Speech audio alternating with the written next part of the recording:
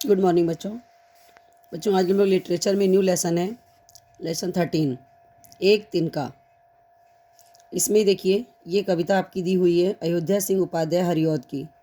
इन्होंने इस कविता के माध्यम से ये बताया है कि मैं घमंडों से भरा ऐंठा हुआ एक दिन जब मुंडेर पर खड़ा हुआ था, तभी अचानक दूर से उड़ता हुआ एक तिनका आया और वो मेरी आँख में पड़ गया। मैं झिझक उठा, बहुत बेचैन सा हुआ और मैं इतना व्याकुल हो गया, बेचैन हो गया, मेरी आंखें भी लाल हो गईं, आंख दुखने भी लगी, मुझे दर्द होने लगा। तो तभी लोगों ने मुझे क्या किया बच्चों कि मूठ एक कपड़े को इकट्ठा करके उससे लोगों ने मेरी आंखों की सिकाई की, मुझे उसके तिनके को निकालने में मेरी मदद की। और उस समय जो मेरे अंदर की ऐंठ थी, मेरे अंदर का जो अहंकार था, अकड़ थी, वो अपने आप ही दबे पांव भाग गई। जब किसी ढप से निकल तिनका गया, तब समझने यूँ मुझे ताने दिए, ऐंठता तो किस लिए इतना रहा, एक तिनका बहुत है तेरे लिए। क्या कहा उन्होंने कि ढप मतलब होता है तरकीब। जब किसी तरकीब युक्ति से वो तिनका मेरी आँख से निकल गया, तो जो मेरी ही समझ थी, अर्थात मेरी जो अकड़ थी, उसने मुझे स्वयं से, मेरी अंतरात्मा ने मुझे ताने दिए कि तू किस बात पे इतना ऐंठता था, तेरे लिए तो एक तिनका ही बहुत था जिसने तुझे इतनी तकलीफ पहुंचा दी।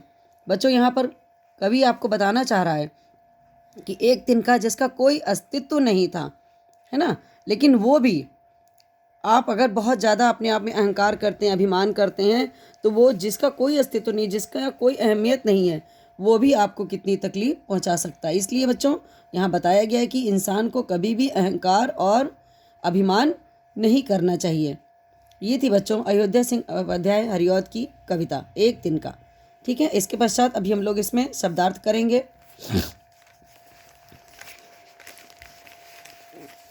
शब्दार्थ में देखिए, घमंड का मतलब होता है अहंकार, अभिमान। ऐंठना, अकड़ना। मुंडेर मतलब होता है बच्चों बारजा। तिनका एक छोटा सा घास का टुकड़ा होता है, उसको कहते हैं तिनका। झिझक, संकोच। दुखना, दुख होना। मूठ देना, कपड़े के कोने को इकट्ठा करके सेकना। दबे पांव, चुपचाप। ढब मैंने तरकीब।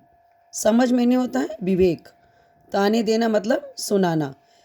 यहाँ पर ताने देना, जो जैसे लोग दूसरों को ताने देते हैं, अच्छा भला बुरा कहते हैं, लेकिन यहाँ पर कवि ने स्वयं को, अपने आप को, अपनी समझ को कहा कि वो मुझे ताने देने लगी। इसके पश्चात हम लोग बच्चों इसमें प्रश्न उत्तर के पहले अर्थ है ना, तो अर्थ मैंने आपको भी बताया, समझाया आपको। देखिए, सबसे पहले पैराग्राफ का अर्थ है मैं पढ़ा से लेकर। तो यहाँ पर सबसे पहले आप संदर्भ लिखोगे। संदर्भ में प्रस्तुत काव्य पंक्तियाँ बसंत भाग 2 में संकलित एक तिनका कविता से ली गई हैं। इसके रचयिता अयोध्या सिंह उपाध्याय हैं। ये होता है बच्चों संदर्भ। मैंने आपको इसके पहले भी संदर्भ लिखाया है। संदर्भ में बाकी चीज़ें वही रहती हैं, केवल क्या बदल जाता है, लेसन का नाम बदल जाता है और कवि या लेखक का नाम बदल जाता है। तो इस चीज़ को आप लोग हमेशा ध्यान में रखेंगे, तो आपको कभी भी आप अर्थ लिखेंगे तो आपको संदर्भ में लिखने में कोई दिक्कत नहीं आएगी। उसका अर्थ है, एक दिन कवि घमंड से भरा हुआ अपने घर की छत के बारजे के पास खड़ा था और घमंड से भरा हुआ प्राकृतिक दृश्य देख रहा है। वह स्वयं को प्रकृति का अनमोल वस्तु समझ रहा है।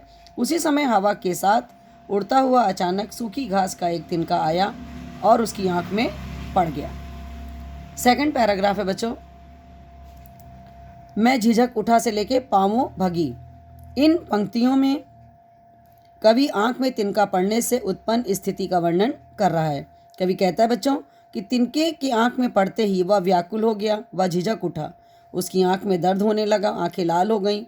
कुछ लोग कपड़े को लपेटकर आंख से तिनका निकालने लगे। पीड़ा से बच्चों उसका बुरा हाल था।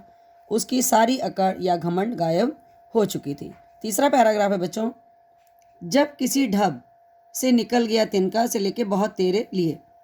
कवि बच्चों इन पंक्तियों में तिनके को शक्तिहीन न समझने का वर्णन किया है। अब मैंने जैसे आपको बताया ना कि तिनके का जैसे कि कोई अपना अस्तित्व नहीं था, तो इसीलिए वही कवि बता रहा है आपको कि उसको बिल्कुल शक्तिहीन न समझें। कवि कहता है बच्चों कि अनेक प्रयास करने पर भी जब किसी तरह से तिनका निकल गया, तब मेरी बुद्धि ने मुझे व्यंग्यपूर्ण बातें कहते हुए कहा कि तू किस लिए इतना अकड़ रहा था, तू किस बल पर ऐंठ दिखा रहा था, तेरे लिए तो एक छोटा सा तिनका ही काफ़ी है। बच्चों धन्यवाद। शब्दार्थ कर लीजिएगा, अर्थ कर लीजिएगा, ठीक है।